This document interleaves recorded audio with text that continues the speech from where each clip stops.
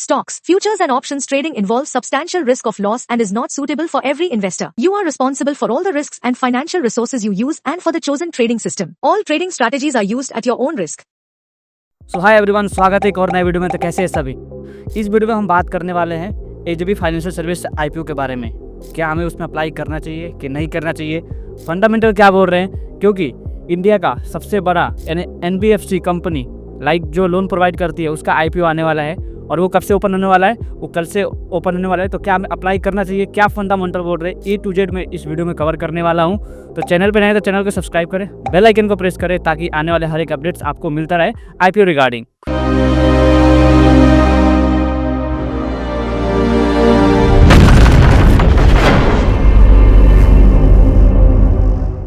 सबसे पहले हम बात कर लेते हैं कंपनी के बारे में। कंपनी वैसे तो मालूम पड़ रहा है एजीबी फाइनेंशियल सर्विस में तो फाइनेंस के काम करती है, बट फिर भी हम एक बार नॉलेज ले लेते हैं कंपनी करती क्या है प्रॉपर। तो HDFC financial services one of the leading non banking financial company, मतलब एनबीएफसी कंपनी है, ठीक है, और लोन प्रोवाइड करती है। और ये जो it is an upper layer NBFC by RBI, मतलब ये आरबीआई से अप्रूव्ड एक एनबीएफसी कंपनी है, ठीक है। इसीलिए तो ये आईपीओ लेके आ रहे हैं क्योंकि इनको एनबीएफसी बनना ही है, क्योंकि इनको लोन प्रोवाइड करते हैं तो इनको क्या है, लिस्टेड होना ही पड़ेगा मार्केट में, ठीक है। तो अब क्या है, company offer various lending solution like, अब ये क्या क्या प्रोवाइड करती है। पहला तो इंटरप्राइज लैंडिंग, मतलब जो कोई बिजनेस बिजनेस कोई शुरू करना चाहता है उसके लिए लोन प्रोवाइड करते हैं, secure and unsecure loan to MSME, ठीक है, micro and small and medium enterprise है, मतलब उसको लोन प्रोवाइड करती है। दूसरा का एसेट फाइनेंस, मतलब जो एसेट के रिगार्डिंग फाइनेंस प्रोवाइड करती है, उसमें भी only secure for purpose of new and use commercial vehicles, like आपको व्हीकल्स वगैरह परचेज करना है उसके लिए एसेट्स फाइनेंस मतलब उसका लोन प्रोवाइड करती है। उसके बाद है consumer finance, secured and unsecured business, इसमें सिक्योर्ड और अनसिक्योर्ड दोनों बिजनेस लोन प्रोवाइड करती है।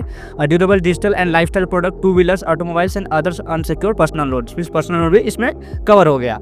अब क्या बोले, as of September 30, 2024 it is a gross loan book value accounted for 39% enterprise lending, मतलब 39% इन्होंने इंटरप्राइज लैंडिंग किया हुआ है। एसेट में कितना प्रोवाइड किया, 37% एंड 22% किया है कंज्यूमर फाइनेंस के लिए। तो ये आपका एक बता दें कि हमने अभी तक कितना प्रोवाइड किया है 24 तक, मतलब 2024 सितंबर के 30 तक कितना प्रोवाइड किया हुआ है लोन। 39% किस में है, आपका एंटरप्राइज के। उसके बाद एसेट में कितना है, एसेट फाइनेंस कितना है 37 और 22% है कंज्यूमर का। ये तो हो गया आपका कंपनी करती क्या है, सिंपल है, लोन प्रोवाइड करती है और कुछ ज़्यादा नहीं जानना आपने को, लोन प्रोवाइड करती है। और ये कि सेकंड लार्जेस्ट कंपनी है, जैसे फर्स्ट पे अपना बजाज आता है, ये बजाज आता है, उसके बाद से दूसरे पे एचडीएफसी फाइनेंशियल आता है आपका, ठीक है।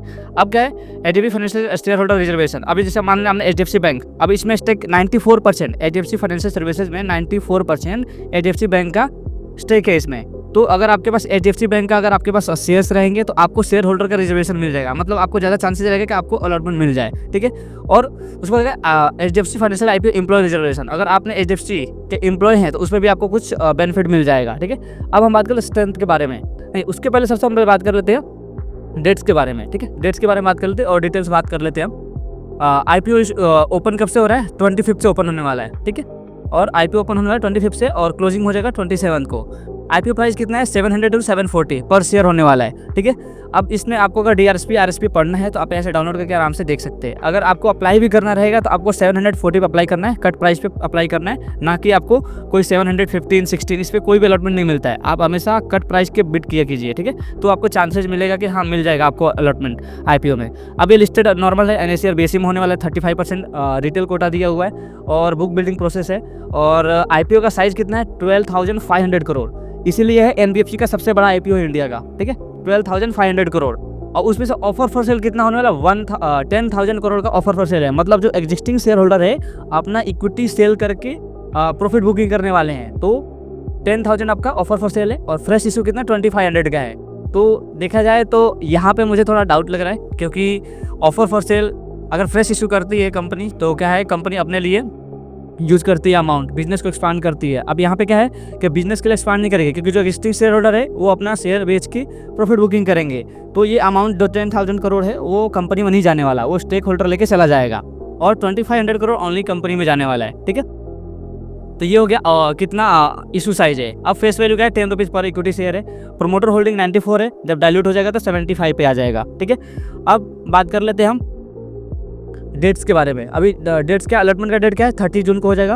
उसके बाद से रिफंड कब हो जाएगा, अगर अलॉटमेंट नहीं मिलता 1 जुलाई को रिफंड हो जाएगा और शेयर का भी 1 को ही मिल जाएगा आपको, और लिस्टिंग आपका 2 जुलाई को होने वाला है, ठीक है।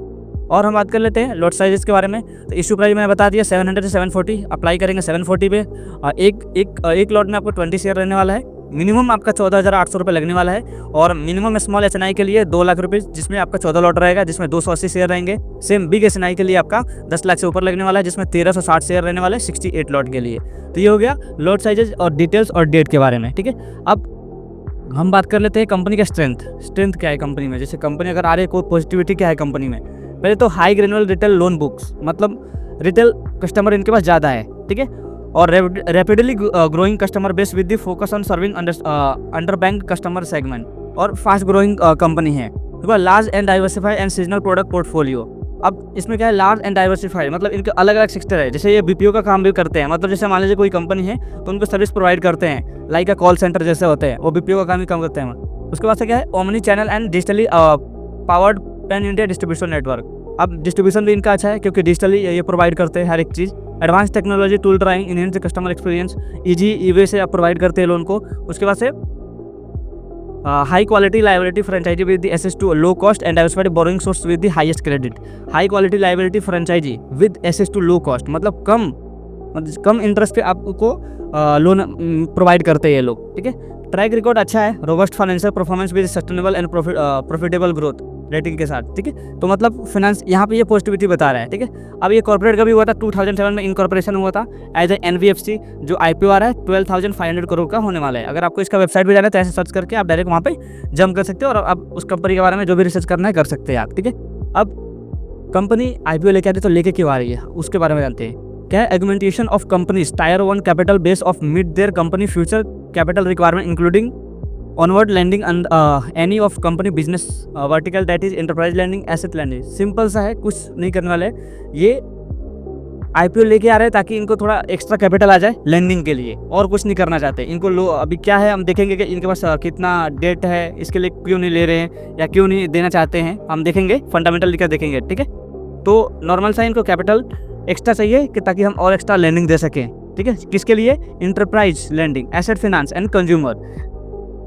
अब हम मेन इसका बात कर रहे थे फंडामेंटल क्या बोल रहे हैं। अब देखिए 2023 मार्च पूरा है, 24 मार्च पूरा है, 25 मार्च ये पूरा क्वार्टर का है, मतलब 3 साल का डेटा है। अब देखिए एसेट्स में कितना है, 70,000 करोड़, 92,000 करोड़, 1,08,000 करोड़, मतलब एसेट्स में ग्रोथ है।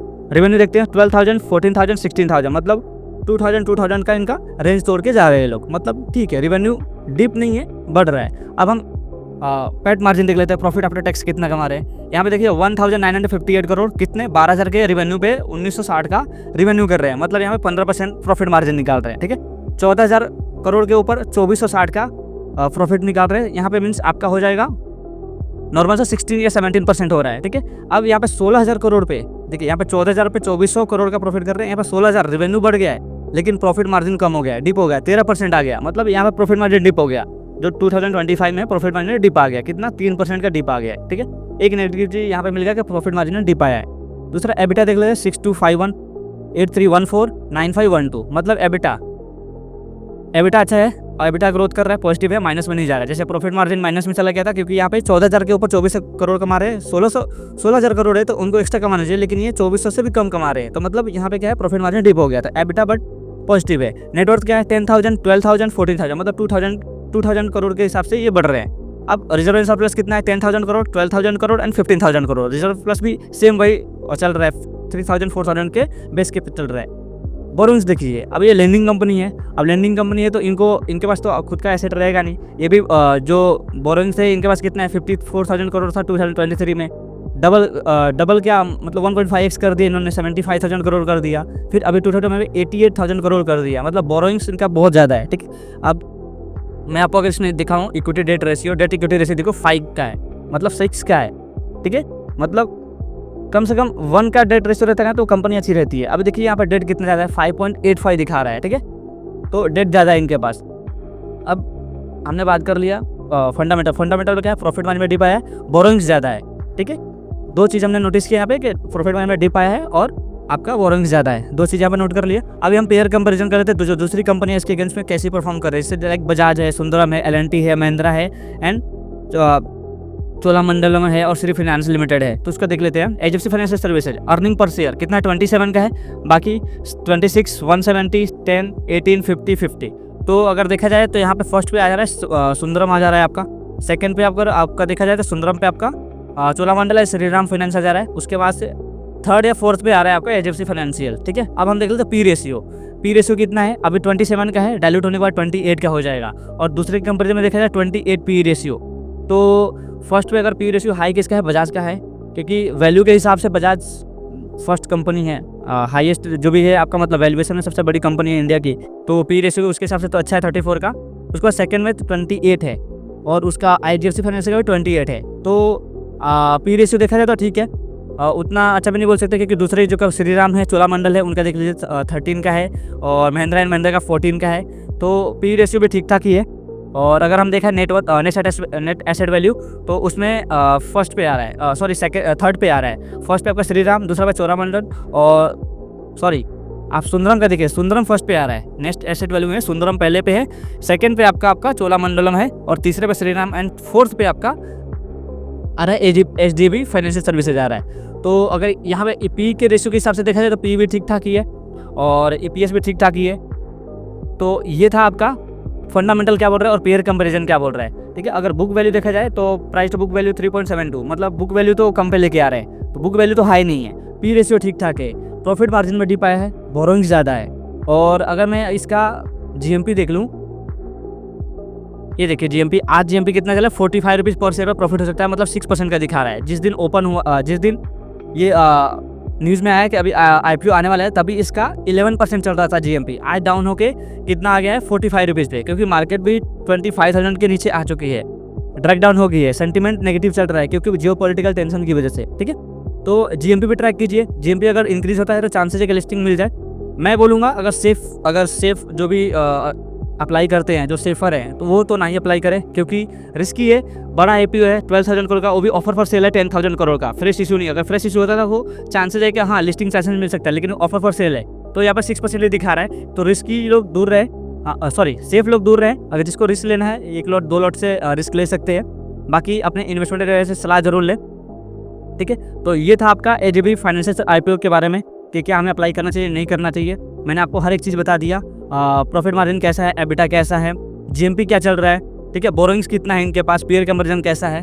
तो आपके हिसाब से और फिर से इस पर रिसर्च कीजिए और अप्लाई कीजिए, बट रिसर्च आपका खुद का होना चाहिए ज़रूर, पहले दूसरे के भरोसे नहीं बैठना चाहिए। तो ये था आज का एनालिसिस एचडीएफसी फाइनेंशियल सर्विसेज के बारे में। तो कैसा लगा वीडियो, कमेंट सेक्शन में जरूर बताइएगा। तब तक के लिए this is Surya Gupta signing off until we meet again.